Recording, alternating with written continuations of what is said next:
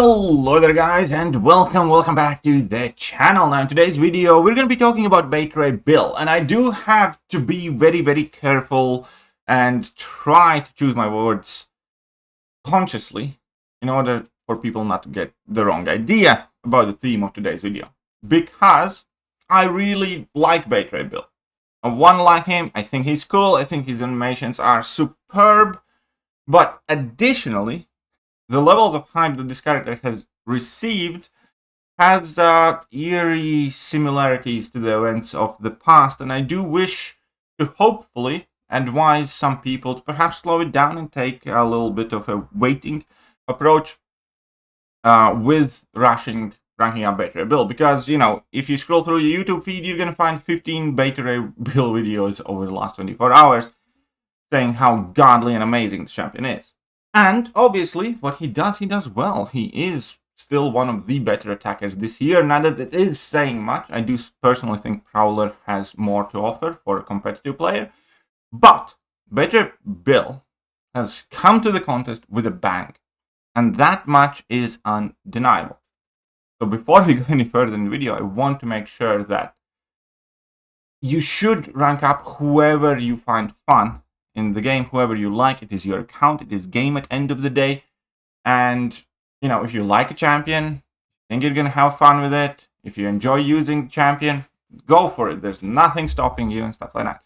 However, in this game, people often conflate liking a champion and thinking the champion is good and hyping him up and saying that he's the best, and then later on not getting to use that champion too much, and then later on perhaps regretting the rank up, and then later on, you know, trying to justify the rank up by any means necessary. And that is exactly what we're going to talk. Because I do have a ton of champions that I like, I don't necessarily think are the best. And also, additionally, what we need to understand in this game, each champion has its time, has its moment. Some champions retain it for a very long time.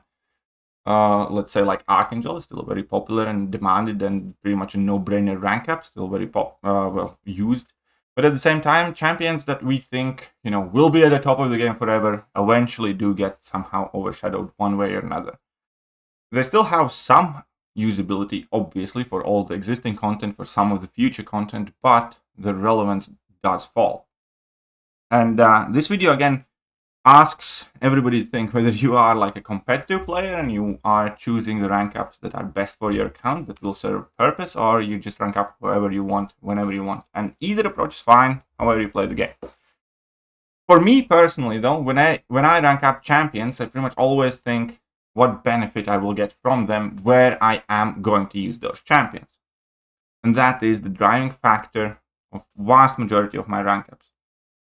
Do these champions, you know, work in the upcoming Battlegrounds metas? Will these champions help me in lines for defense, lines for attack, so on and so forth?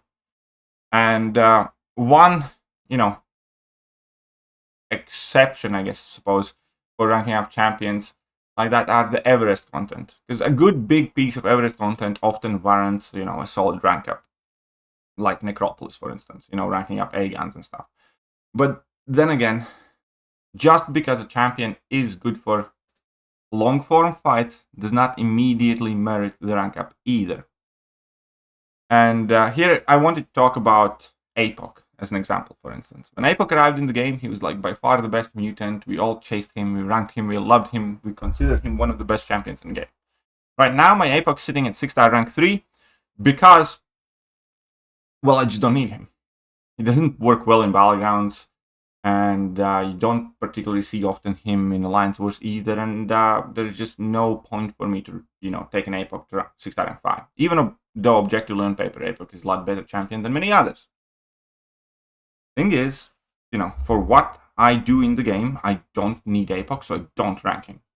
And that is where, I know this has been like a very long intro, but that is where we arrive with the main subject today of Bait Bill.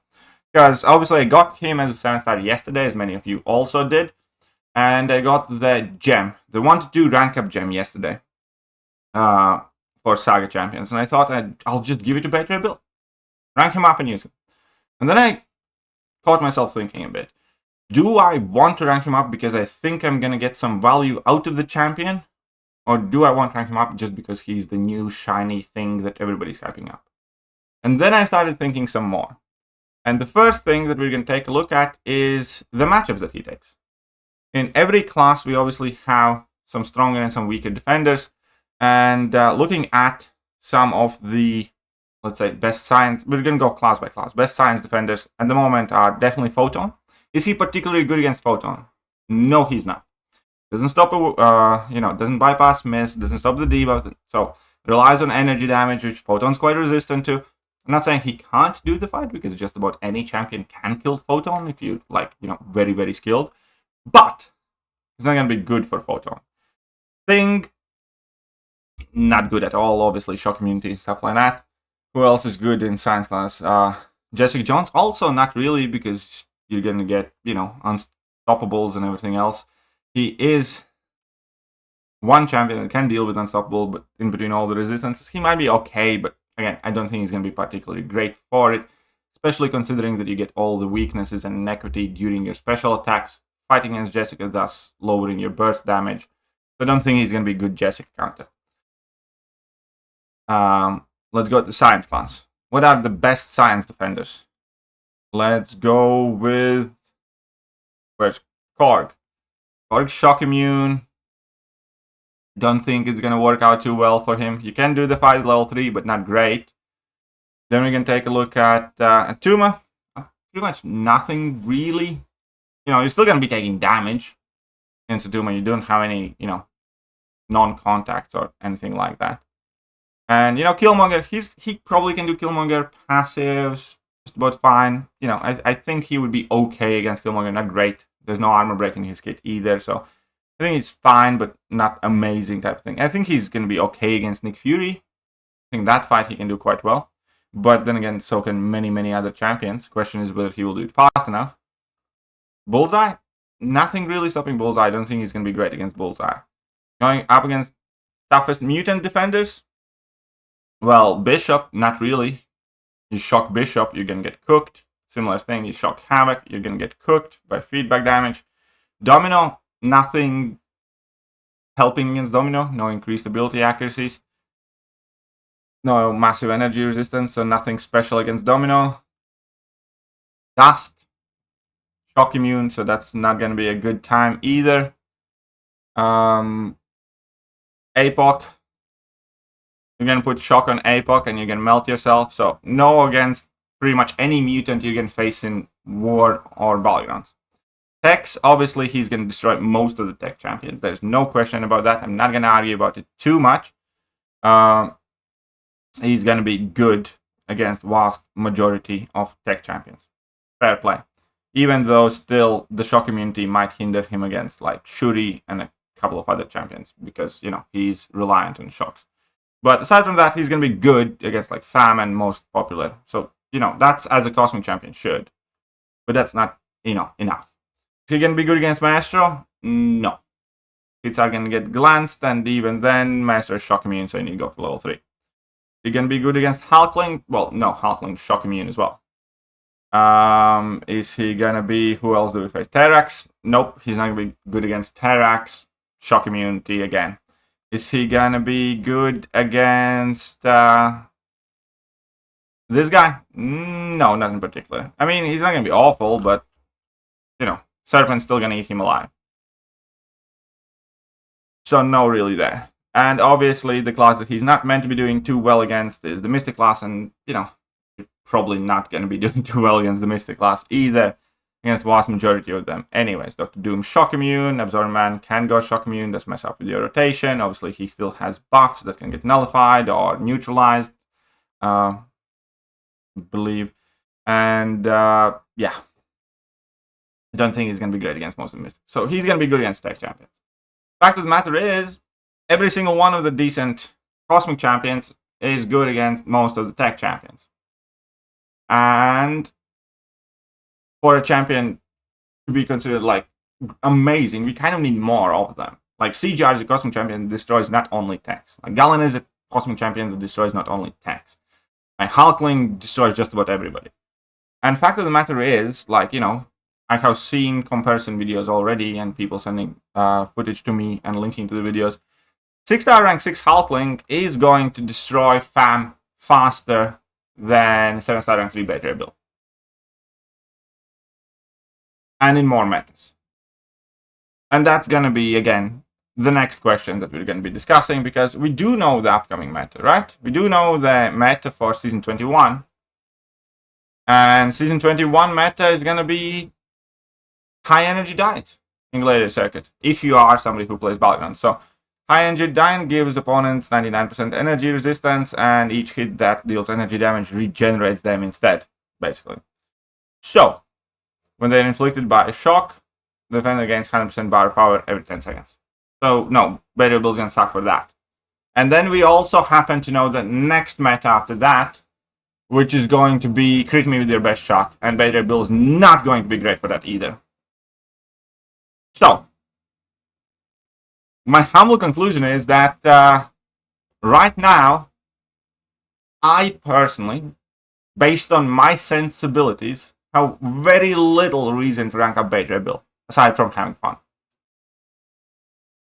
And again, don't get me wrong, I am absolutely not trying to hate on the champion. I like the champion.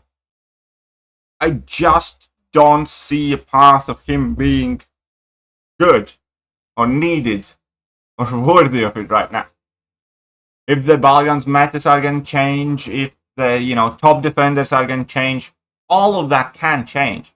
What I am talking about specifically right now is a reason or benefit for ranking up this guy, and I just think there isn't very much of it right now.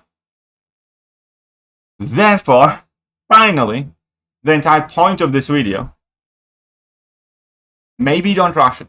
Just because you have a new 7-star trinket, maybe don't rush rank him up. We had the same thing happen last year, and I'm not saying that it will, by the way. Again, I don't see the future. I don't know how it's going to work out. What I am saying is we had exactly the same thing happen last year. But Morbius arrived in the game, where he got lots of attention, lots of hype. Look at how amazing this level 2 is. And then 2 months later, or a month later, the tactics changed. And Morbius is largely forgotten champion.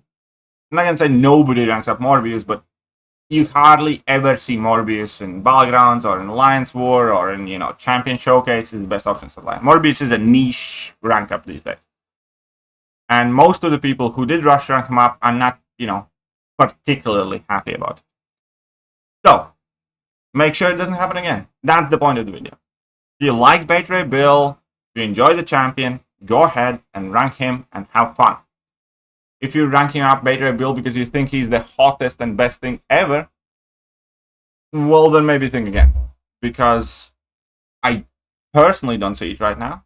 I don't see his value right now in the game. I don't know. Like, if I take my Beta Ray Bill to rank 3, I don't know what I'm going to do with him. To effectively explain that. Or more specifically, if I take Beta Ray Bill to rank 3, I'm 100% certain that some other champions would have been bigger and better help for me and my account and Battlegrounds and Alliance War than Beta Ray Bill will be, at the very least for next 2-3 months. Let me know what you guys think, and I'll catch you soon. Bye-bye. Hello there guys, and welcome back to the channel. So we have